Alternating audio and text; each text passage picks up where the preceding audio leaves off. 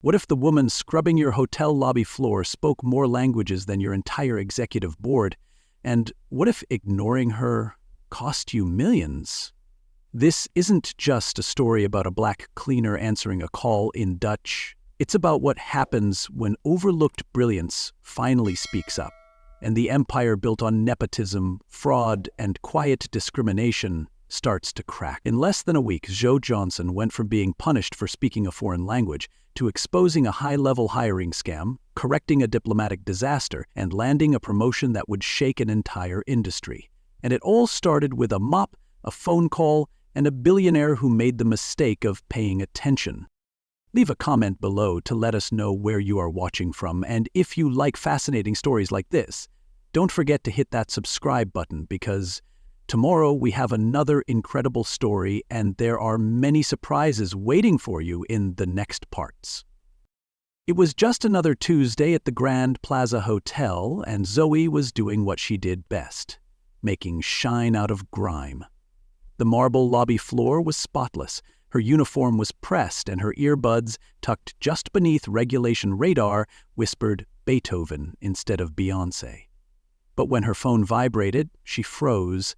Not because of fear, Zoe had long since learned how to mute her urgency, but because she recognized the number, the University of Amsterdam. After 6 years, dozens of emails, and a scholarship application she'd rewritten more times than she could count, this call was either a lifeline or another polite no. She ducked behind a marble column, whispered Zoe Johnson, and the voice that answered spoke fluent Dutch. Without hesitation, Zoe responded, clear, confident, native-level fluent.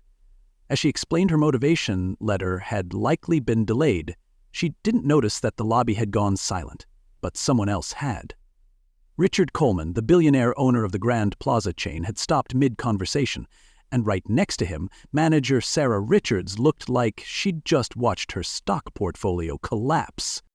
When Zoe finally glanced up, it was like stepping into a frozen museum scene where everyone had stopped to look at the artifact. She hung up quickly, whispering, "Ik bel je later," and braced for impact. "Johnson, in my office, now!" The words were a slap. The walk to the basement was long, but the stares from co-workers made it worse. Some pitied her, others smirked, and some looked satisfied. Inside the office, Richards wasted no time unloading. No phones while on duty, you know that. And whatever language you were speaking, French? Dutch, Zoe said automatically, regretting it instantly. I don't care if it was ancient Martian, Richards snapped. Mr. Coleman just saw a cleaning lady chatting away in the lobby like she runs the place. You embarrassed this hotel. And with that, the punishment came swift, reassigned to the convention center bathrooms for the next 3 months. Maybe there you can practice all the languages you want.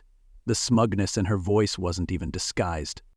That night, in the tiny apartment she shared with 2 nurses who worked the night shift, Zoe sat under the dull hum of the kitchen light, staring at her linguistics degree on the wall like it was a long-lost friend she didn't know how to talk to anymore. Georgetown honors, 6 languages, international certificates, and 6 years cleaning rooms while sending in applications that no one ever read. 12 times she'd applied to transfer within the hotel to international guest services. Not once did she even get a response. They told her they never received her file, yet she had email confirmations for every submission. Her resume had collected more dust than the chandeliers she polished. Still, she showed up, every day, smiling, silent, excellent, and invisible, until now. She didn't know what Richard Coleman thought of her. She didn't even know if he remembered her face. But she had seen something flicker in his eyes when she spoke Dutch. Not irritation, not confusion. Something else. Curiosity, maybe even respect. And that, she realized, might be the most dangerous thing of all, to be noticed. Because once brilliance is seen, it can't be unseen, and once the system is exposed to what it's ignored, the cracks begin to show. That night, Zoe didn't cry. Not out of strength, but out of resolve. She wasn't just cleaning floors anymore. She was waiting, watching. And if the world insisted on putting her in a basement, it better be ready when she burns the whole blueprint down. Zoe arrived early the next morning, not out of enthusiasm but out of muscle memory. She was used to moving before sunrise, the way people who carry both dreams and disappointment often do. Her uniform was clean, her hair tied back, her smile in storage. But just as she was grabbing her cart for the morning shift, Jennifer at the front desk waved her over. "Zoe Johnson, Human Resources wants you upstairs right now." Zoe froze. HR didn't summon cleaning staff. Not unless something bad had happened. She nodded, barely breathing, her hands instinctively straightening her collar as she headed for the executive elevator. The top floor might as well have been another planet. Suits walked fast, phones never left hands, and everyone had the look of people allergic to eye contact with janitors. She stood outside the HR director's glass office, trying to guess the tone of the next chapter of her life. Fired? Suspended? She replayed the phone call in Dutch over and over in her head, wondering if one beautiful moment had really cost her everything. "Johnson," the HR director said, standing as she entered. "Please, have a seat." The voice was professional, but not cold. Zoe sat stiffly, prepared to defend herself, prepared for another echo of, "You're just not a good fit." Instead, she heard words that didn't make sense. "Mr. Coleman has requested to speak with you, personally." Her throat dried instantly. "Mr. Coleman? As in the owner?" The director nodded. "Yes, he's expecting you now." A different kind of fear crept in. The kind that shows up when a system that's ignored you suddenly decides to look. She walked down the hall as if each step could be her last as a free woman, and when the massive door to the CEO's office opened, she stepped into a space bigger than her apartment, with a view that overlooked most of Manhattan and, apparently, her entire future. Coleman stood by the window, reviewing something in a leather-bound folder. He turned when she entered, gave her a look not of kindness, but of assessment. "Dutch, French, Italian, and Mandarin, correct?" he asked without preamble. "Yes, sir," Zoe replied, confused. "Georgetown, top of your class, internship in The Hague, 6 international publications." He closed the folder, looking her directly in the eye. "And for 6 years you've been cleaning my hotel." Zoe nodded slowly, unsure where this was going, unsure if it was recognition or interrogation. "I asked HR for your resume the second I heard you speak yesterday, and what I found," he paused, "was not just talent, but proof of failure. Not yours, mine." Zoe blinked. This wasn't a reprimand. It was something else. Coleman walked over to his desk and picked up another folder, this one thinner. "Tomorrow we host a trade conference with delegates from the Netherlands and China. Our current translator can't tell the difference between Cantonese and karaoke, and I need someone who not only speaks the language but understands the culture." Zoe leaned forward slightly. "You want me to help translate?" Coleman grinned for the first time. "I want you to coordinate the entire event as temporary international relations coordinator. Effective immediately, salary is $5,000, 0 cents a week." Zoe sat motionless. 5,000 a week? It was more than she made in 3 months, and twice what she'd ever dared ask for. "Why me?" she asked, genuinely baffled. "Because I watched you handle that call with grace, with fluency, and with a level of professionalism my executive team can't fake, because you've been qualified for years, and because now I need results, not excuses." The room felt like it was tilting. Zoe had climbed the building in a cleaning uniform and was walking out as someone running an international operation. "HR will handle the paperwork. You'll have full access. Start preparing." Zoe stood slowly, afraid she might float straight out of her shoes. And then, fate handed her one last encore. As she exited the elevator with her new ID badge clipped to her blouse, she ran right into Manager Richards. The woman's eyes narrowed instantly. "Johnson, what are you doing up here without your uniform?" Zoe smiled, a small, measured smile, and held up her badge. "International Relations Coordinator, at the request of Mr. Coleman." Richards blinked. That's impossible." You don't have the qualifications. Zoe's tone stayed steady, almost bored. Georgetown. Fluent in 6 languages, including Mandarin and Dutch. 12 internal transfer applications, all blocked by you. The woman's face paled, the kind of pale that makes makeup useless. I didn't know. My resume's been in the system for 6 years, Zoe cut in. All it took was one person actually reading it. Her voice was polite, but her words landed like precision missiles. Richards stood frozen, mouth half open, trying to construct a sentence out of lies and panic. But Zoe wasn't interested. She stepped past her, walking toward HR, where the real power shift was happening. Later that afternoon, Zoe sat at her new desk, sorting through translation materials, cross-referencing cultural notes, already mapping out the logistics of the multilingual conference. For the first time in years, her mind wasn't just being used, it was being honored. Her badge caught the light on the desk beside her, and for a moment she smiled to herself. Not because it was shiny or impressive, but because it reflected something back she hadn't seen in a long time. Her own worth, her identity, her justice. The badge glinted like poetic justice dipped in crumb, and for the first time, Zoe Johnson wasn't cleaning up the mess, she was leading the room. The materials for the Dutch-Chinese conference were waiting for Zoe in the executive suite conference room. Stacks of brochures, welcome letters, partnership proposals, and speech drafts. On the surface, it all looked polished. Thick, glossy paper, elegant formatting, the kind of branding that made executives feel like their money was well spent. But the second Zoe scanned the Mandarin documents, her stomach dropped. It wasn't just awkward phrasing, it was wrong, wildly wrong. One line in a partnership agreement used a Mandarin idiom that, in a formal business context, translated to something close to sleeping with the enemy. A bullet point labeled as mutual prosperity had been translated in a way that could be interpreted as profitable exploitation. If these documents were handed out, not only would they offend delegates, they could dismantle deals that had taken months to negotiate. And the best part, the Dutch materials weren't much better. It read like a machine had chewed up phrases and spit them back out with a middle school understanding of diplomacy. This wasn't just incompetence, it was dangerous. Zoe took a breath, then a deeper one. This wasn't a job anymore. It was a landmine field disguised as an assignment. She dug deeper, tracing the digital fingerprints on the translation files. Each one was marked with the name of a third-party translation agency, Apex Global Comms. Sounded impressive. Sounded expensive.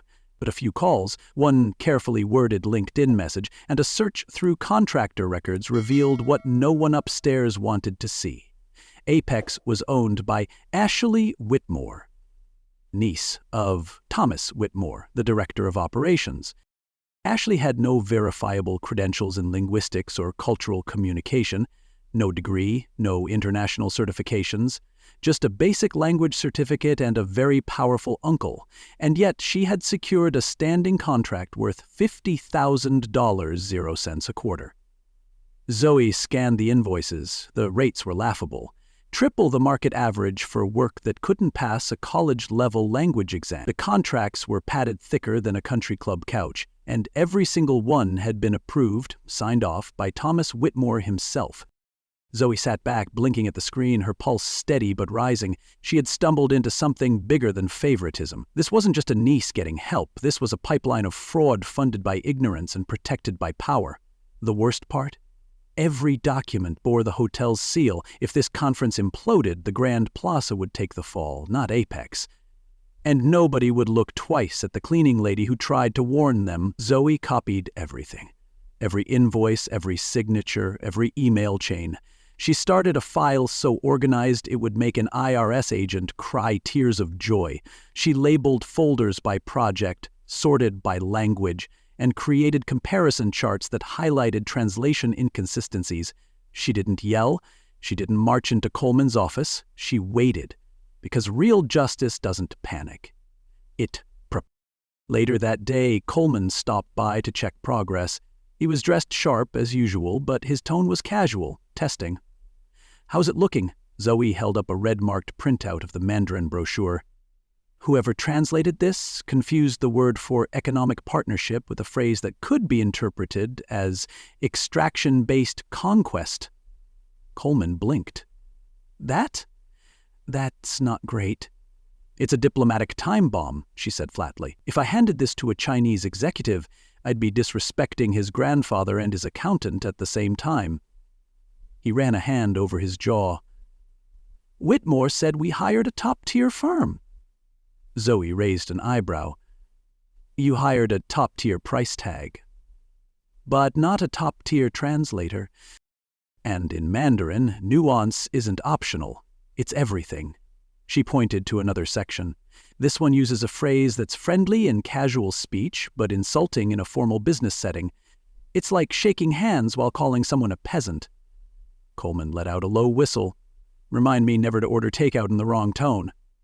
Zoe gave a faint smile, but pressed on. Language isn't just letters. It's history, power, and pride folded into a sentence. If you don't get that, you don't get trust. Coleman's expression darkened. So we're exposed? Zoe nodded. Not yet. I'm correcting it, but someone paid a fortune for the privilege of nearly destroying your reputation? He crossed his arms. Do you know who? Zoe paused. She had the answer. She had the proof. But she also had a bigger plan. Not yet, she lied smoothly. But I'll find out. He nodded. Good. I trust you. And just like that, she had space, time, authority. What she didn't have, yet, was the element of surprise. But it was coming. Oh, it was coming. Back in her office, Zoe closed the door and stared at the open folder. The evidence was airtight, but she wasn't going to expose Whitmore with a single email. No, she was going to let him walk into his own disaster. She'd let him smile, shake hands with international executives, and pretend he'd orchestrated the whole thing. And then, when the deal was about to be signed, she'd let the truth out. Because sometimes justice isn't a hammer. It's a well-placed paper trail. One that whispers while the fraud yells. And when it finally speaks, it doesn't just tear down lies. It exposes the system that built them. Zoe wasn't just translating words anymore. She was translating power. And Whitmore had no idea how fluent she really was. The first day of the conference opened like the prelude to a Broadway show. Polished, expensive, and buzzing with backstage chaos. Zoe, now clad in a tailored navy blue blazer instead of a cleaning uniform, moved through the luxury ballroom like she owned it. Because in many ways, she did. She flowed between Dutch and Mandarin so seamlessly, it sounded like the conversations had subtitles. Delegates looked impressed, confused, then impressed again. Her phone buzzed constantly, not with cleaning assignments, but with real-time cultural questions from the event team. What greeting works best for Dutch CEOs from Rotterdam? How do we reference a Chinese ancestor without sounding like a cheap fortune cookie? Zoe answered without missing a step. She wasn't just translating, she was recalibrating entire conversations. Executives who hadn't acknowledged her existence a week ago were now trailing her like interns with clipboards. Even Coleman, standing back with a coffee and that half-smile of someone watching an investment double in real time, seemed to realize the conference wasn't running because of planning. It was running because Zoe Johnson had walked into the storm, reorganized the winds, and told the rain when to stop. By mid-afternoon, as business cards exchanged hands and tentative smiles turned into preliminary handshake deals, Whitmore made his move. He sidled up beside Zoe with the smile of a man who's spent years perfecting charm like it was a spreadsheet formula. "Miss Johnson?" he began, his voice full of sugary civility. "I've reviewed the updated materials you've distributed. Quite thorough. However, there may have been a misunderstanding. The original translations were vetted by our trusted consultants. I'm afraid your changes may have introduced unintended inconsistencies." Zoe turned to him slowly, brows raised, posture calm but locked like a chess queen about to pivot. "Unintended inconsistencies? You mean like referring to our Chinese partners as economic invaders?" Whitmore's smile twitched. That phrase was metaphorical. "In Mandarin," she replied, It translates to something just slightly more diplomatic than declaring war. She pulled a folder from her bag, opened it to a printed copy of the original text, and highlighted a line. This section right here? Do you know what this implies in formal Cantonese? Whitmore cleared his throat, eyes darting, calculating the nearest exit. We believe the original translator had cultural experience.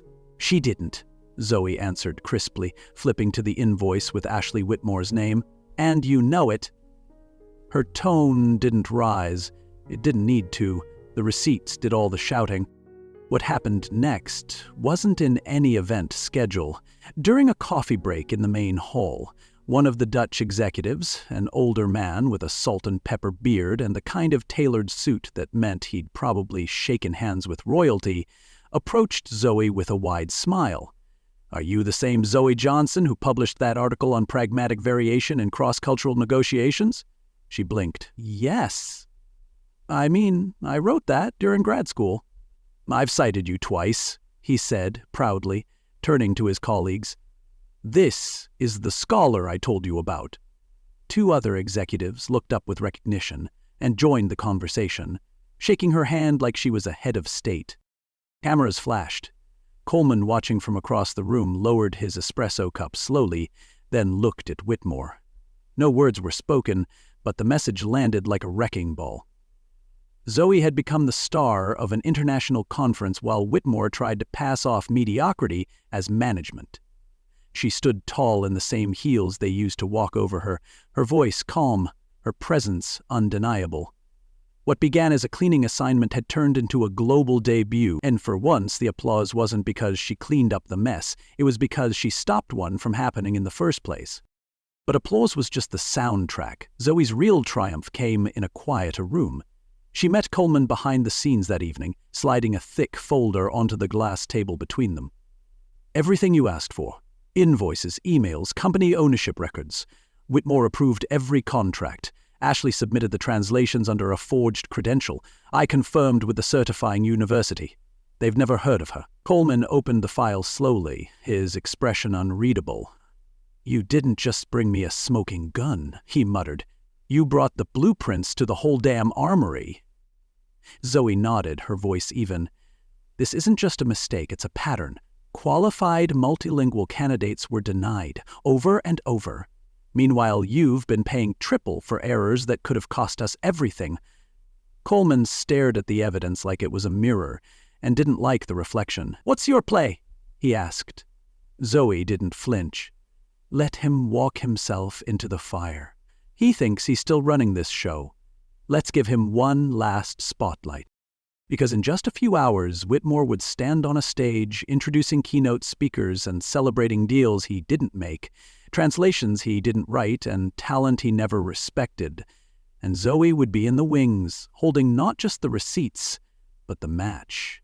Because sometimes justice doesn't march in with a loudspeaker. Sometimes it arrives in heels, carrying a folder and says, "Your time's up," without ever raising its voice. The executive auditorium had never been this full on a Friday morning. Every manager, supervisor, and department head had been summoned for an urgent restructuring update, though no one seemed to know why. Except for two people. Richard Coleman stood center stage, no podium, no teleprompter, just a remote in one hand, and Zoe Johnson standing beside him like calm thunder. Her presence said everything his introduction didn't need to. He cleared his throat, then began. What we discovered this week is not just an error. It's not just a miscommunication or an oversight. What we found is a system, a quiet, well-oiled machine of nepotism and discrimination that has cost this company talent, trust, and millions of dollars. He clicked the remote. A slide flashed up on the massive screen behind him. Internal audit findings, hiring, promotions, contracts. Next to him, Zoe held a stack of documents, receipts with teeth. The room stiffened as Coleman continued, his voice sharp. Our HR department, with new leadership and recent audits, uncovered 147 current employees with underutilized or ignored qualifications, most of them multilingual, many with advanced degrees, nearly all from minority backgrounds. A new slide lit up. Employee profiles, side by side, with one column labeled Current Role and another Documented Skills. The pattern was nauseating. Line cooks with MBAs, bellhops fluent in 4 languages, a parking attendant with a degree in international trade. Coleman's tone stayed flat but piercing. These weren't oversights, these were decisions. The next slide turned heads, a web of contracts and connections, linking inflated payments for subpar services, translation vendors, consulting firms, all with names tied to current managers. At the center, Apex Global Comms. Beneath it, in bold, Ashley Whitmore, owner. No verified credentials. Coleman paused. It wasn't a staff list, it was a graveyard of forgotten potential. In the audience, some executives looked pale. A few already knew where this was heading. Others were seeing it for the first time. And it didn't look like leadership. It looked like liability. Then came the fallout. Coleman turned toward Zoe and said what nobody expected to hear from a billionaire CEO in a corporate boardroom. This week, one person prevented a diplomatic disaster, exposed internal fraud, and reminded us what actual excellence looks like when given the chance. Effective immediately, Zoe Johnson is being promoted to Global Director of Internal Communications. Applause broke out, slow at first, then rising, as even some who had once ignored her stood to clap. Zoe accepted the new badge with quiet composure, but her eyes scanned the room not for admiration, but for confirmation. She had always been this person. They were just late to the recognition. Coleman turned back to the crowd. Thomas Whitmore has been terminated for cause. Sarah Richards is suspended pending further investigation. The silence that followed was deafening. No one dared shift in their seats. It was the sound of power changing hands. The doors opened at the back of the auditorium and 2 security guards walked toward Whitmore. The man who used to shout orders now couldn't meet anyone's gaze. As he was led out, his face twisted into something bitter and sour. Zoe didn't even look his way. She didn't have to. She'd already won long before he realized he was losing. And that, perhaps, was the deepest cut. Sometimes, Coleman added as the door clicked shut, justice doesn't carry a gavel. Sometimes it wears heels and carries a spreadsheet. But the applause that mattered most came a few minutes later. As the meeting ended and executives filtered out, the back row stood frozen. The cleaning crew. The people in gray and navy smocks, the ones who had watched Zoe for years scrub gold-tinted floors while hiding gold-level brilliance. One by one, they walked forward. Maria, who had cleaned penthouse suites for 2 decades. Gerald, who was fluent in Spanish, Portuguese, and silence. They clapped, not like fans, but like family. A few wiped their eyes. One whispered, "We saw you the whole time, Zoe." She nodded. "I know." Another said, "Now they see us too," and in that moment the room felt different. Not because Zoe had climbed a ladder, but because she had broken it open and built a staircase wide enough for others to follow. This wasn't just about retribution. This was reclamation. This was the moment the janitor lit a match and made the boardroom feel the heat. 6 months later, Zoe Johnson sat behind a desk on the 32nd floor of the newly renamed Grand Unity Tower, where the skyline bowed politely to her office window.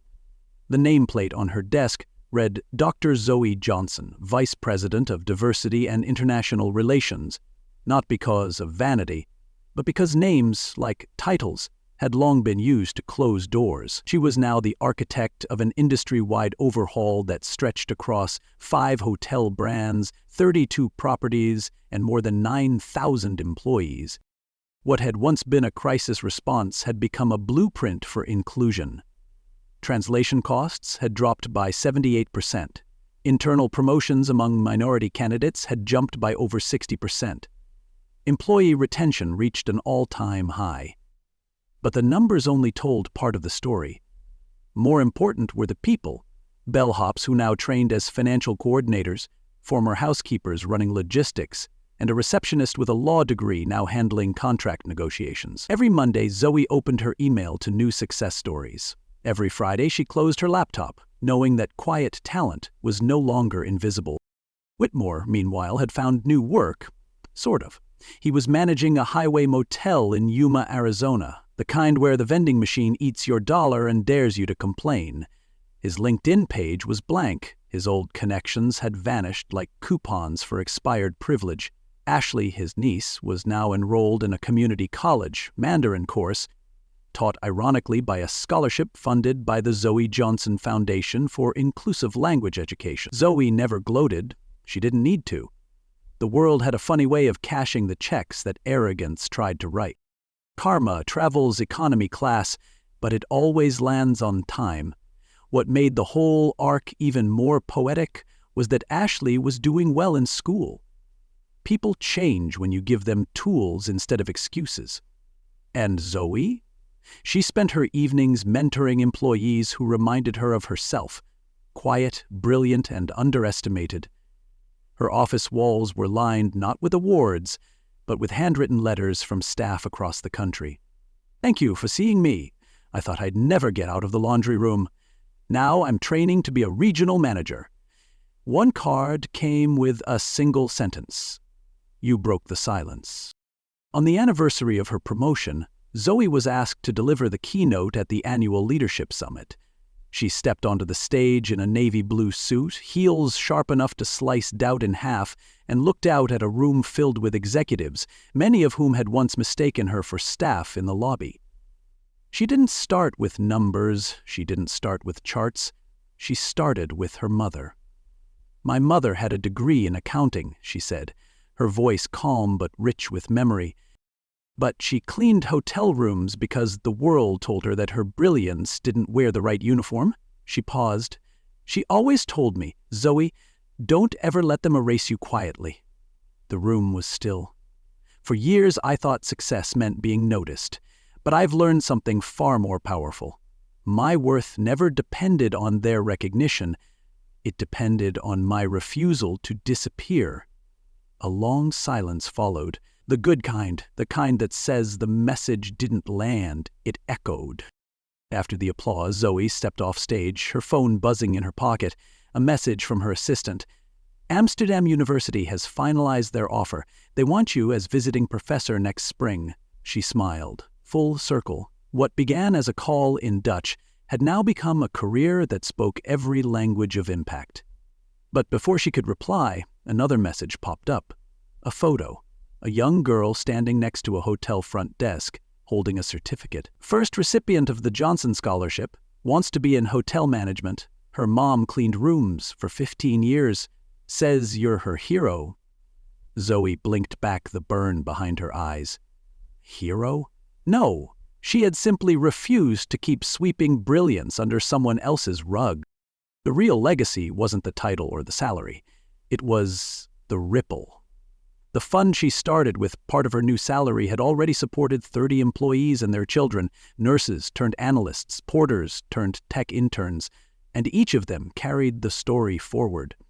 The revolution hadn't been loud, it had been strategic, relentless, patient, and it had started with one moment of courage behind a marble column, when a woman picked up the phone and answered in Dutch. Now, every policy, every training, every internal review carried Zoe's imprint. Not just as an executive, but as a symbol, a signal to those still waiting in the shadows. If she could rise, so could they. Zoe didn't need revenge. She didn't even need recognition. What she built would outlast applause. Her sweetest victory was never seeing her oppressors fall. It was watching hundreds finally rise. And as she looked out the window of her office that evening, lights twinkling across the skyline like 1,000 tiny yeses, she knew the final lesson was clear. True greatness isn't just breaking through the door, it's leaving it open behind you. Leave a comment below to let us know where you are watching from, and if you like fascinating stories like this, don't forget to hit that subscribe button because tomorrow we have another incredible story, and there are many surprises waiting for you in the next parts.